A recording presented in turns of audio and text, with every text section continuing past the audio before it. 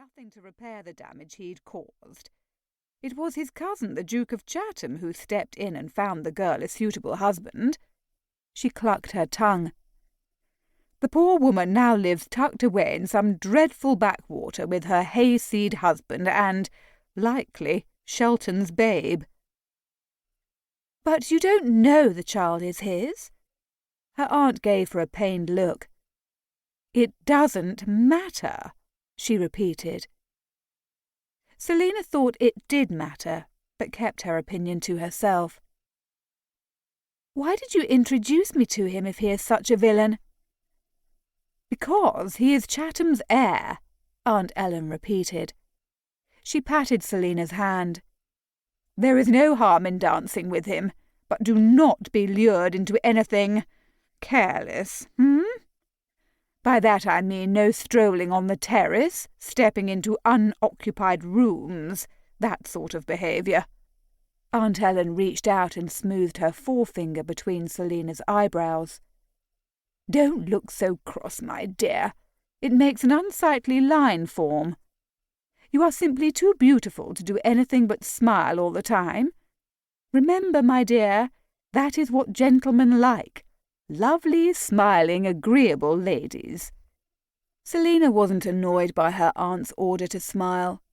She'd heard that same command from her own mother times beyond counting.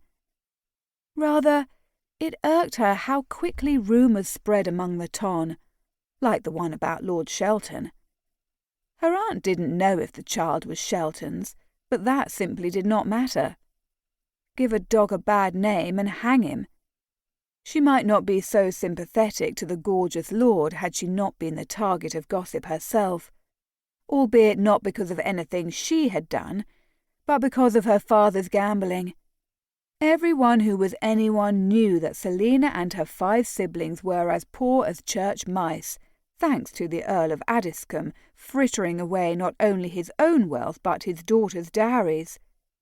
Indeed, church mice were better off, because at least they had a roof over their heads, which might not be the case for much longer for the Earl's offspring.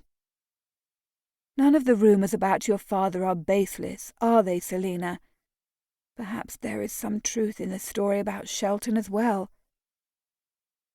She had to admit that might be true. Lord Shelton did have a rakish look about him. Not that it mattered a whit if Lord Shelton's reputation was deserved or not. The sad truth was that Shelton was a poor man. If Selina was going to save her family from her father's depredations, then only a wealthy husband would serve her purpose. Still, Shelton was divine, and there was nothing wrong with looking, was there? But she would do as her aunt advised and just dance the one set with him. It was the safe thing to do, and Selina was in no position to put her reputation in any danger by acting recklessly. Selina smiled up at the enormous Scottish baron, Lord Fowler, and tried to think of something else to say that might draw him out. Already she'd attempted at least 6 conversational gambits, and none of them had dragged more than 2 or 3 words from the ginger-haired lord.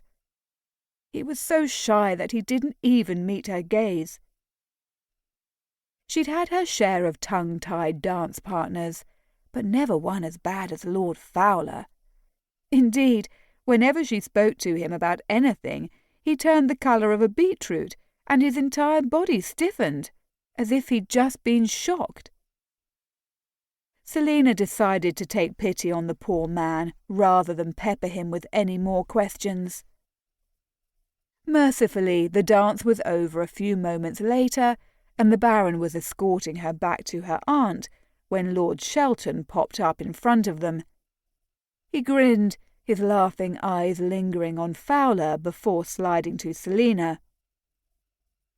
"This is my set, I believe." He offered her his arm. Selina removed her hand from Fowler's sleeve, but the big man didn't move away.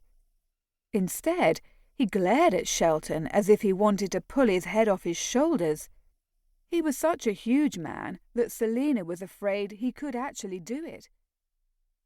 Thank you, Lord. To keep listening to this audiobook, I've left you a link in the description so you can do it, at no cost thanks to Audible's 30-day free trial.